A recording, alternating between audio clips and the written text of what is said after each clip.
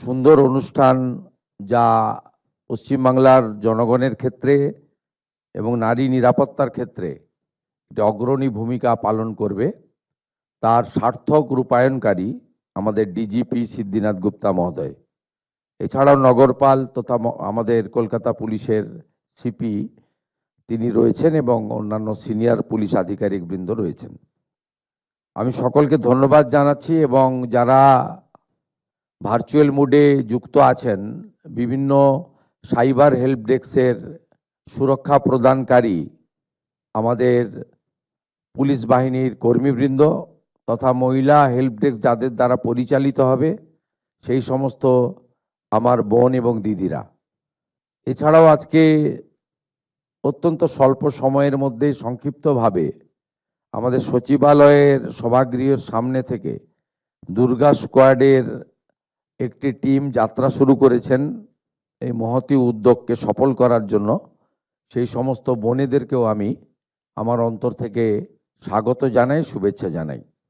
Press মিডিয়ার বন্ধুরা আছেন যারা আজকের এই অনুষ্ঠানটি পশ্চিমবাংলায় জনগণের কাছে পৌঁছে দেবেন এবং যে জনগণকে পরিষেবা দেওয়ার জন্যই আমাদের উদ্যোগ আয়োজন, তারা প্রকৃতপক্ষে এই দুটি ব্যবস্থার মধ্য দিয়ে আমাদের পরিষেবা বা তাদের যে অধিকার সেটা তাদের সুনিশ্চিত হবে।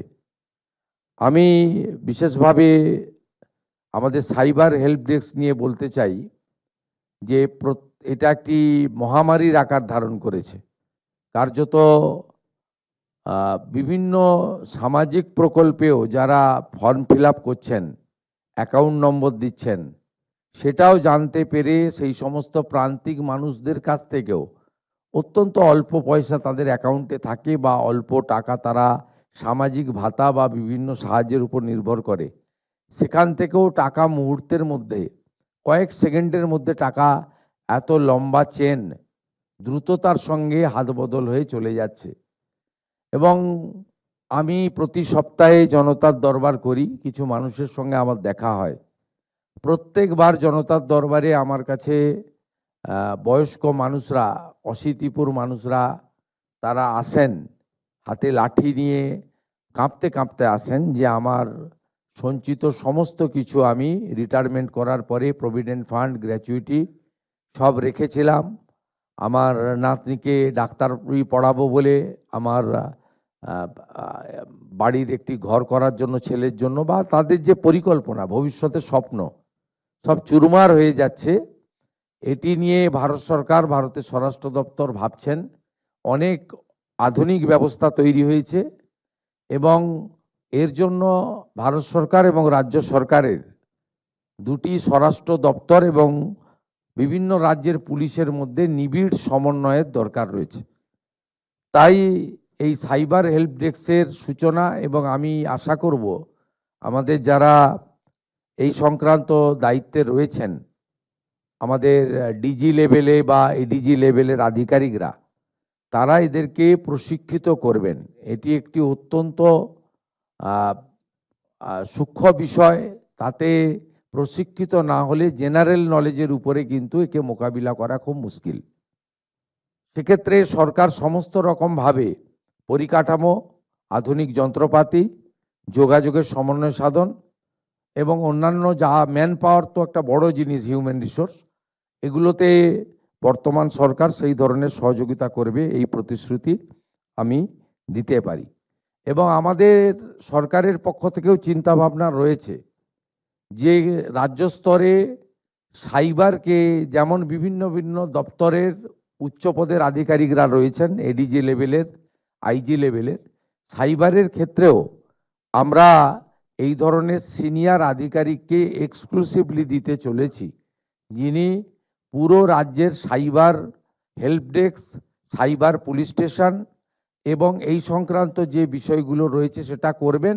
এবং ভারত সরকারের স্বরাষ্ট্র দপ্তরের সঙ্গে সমন্বয় রেখে এই কাজটা করবেন, এই উদ্যোগও আমরা গ্রহণ করেছি।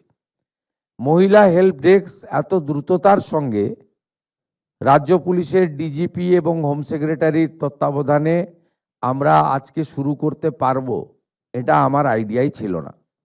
আমার ধারণা ছিল যে আমরা হয়তো সেপ্টেম্বর মাসে এটা চালু করতে পারবো, কিন্তু তারা বুঝেছেন যে আমাদের বর্তমান সরকারের যে সমস্ত জিনিস অগ্রাধিকারের জায়গায় রয়েছে, সেই অগ্রাধিকারের 1 নম্বরে রয়েছে নারী সুরক্ষা এবং কন্যাদেরকে প্রয়োজনীয় নিরাপত্তা প্রদান করা। তাই আমি আশা করব ভারতীয় ন্যায় সংহিতা, পস্কো আইন এবং নির্ভয়ার ঘটনার পর থেকে আমাদের এই রাজ্যের অভয়ার ঘটনা পর্যন্ত এখান থেকে আমরা যে তিক্ত অভিজ্ঞতা সঞ্চয় করেছি, সেই তিক্ত অভিজ্ঞতা সঞ্চয় করে আমাদের এই নারীদেরকে এবং কন্যাদেরকে আমরা সুরক্ষা প্রদান করব, জাস্টিস দেব, এবং তার জন্য এই সরকার জিরো টলারেন্স নীতিতে চলবে। এটা আমাদের মনোভাবও জানেন। আমি আপনাদের সহযোগিতা প্রার্থনা করব। আমি আশা করব আজকে দুটি পরিষেবা হলো। হ্যাঁ, আমি জানি ম্যান পাওয়ারের শর্টেজ রয়েছে, আমি জানি একই থানার বিল্ডিংয়ে আপনাদেরকে ছোট্ট করে কিয়স্ক তৈরি করে হেল্প ডেস্ক করে বসতে হয়েছে, পরিকাঠামোর অনেক অভাব রয়েছে। এটা আমি স্বীকার করে নিয়েও বলতে পারি যে আপনারা চেষ্টা করবেন এই পরিষেবা সংক্রান্ত কোনো অভিযোগ যেন আপনাদের সরকার আপনাদের পাশে যে আমার অনলাইন সিস্টেম চালু রয়েছে সেখানে যেন আমি অভিযোগ না পাই। এটা দেখতে হবে। আমি কিছুদিন টাইম দিচ্ছি যাতে এটাকে আপনারা ঠিকঠাক করে নিতে পারেন। আমাদের ভিডিও ভালো লাগলে লাইক এবং শেয়ার করুন। কমেন্ট সেকশনে গিয়ে জানান আপনাদের মতামত। আরও ভিডিও পেতে আমাদের চ্যানেল সাবস্ক্রাইব করুন এবং প্রতি মুহূর্তে খবরের আপডেট পেতে প্রেস করুন বেল আইকন।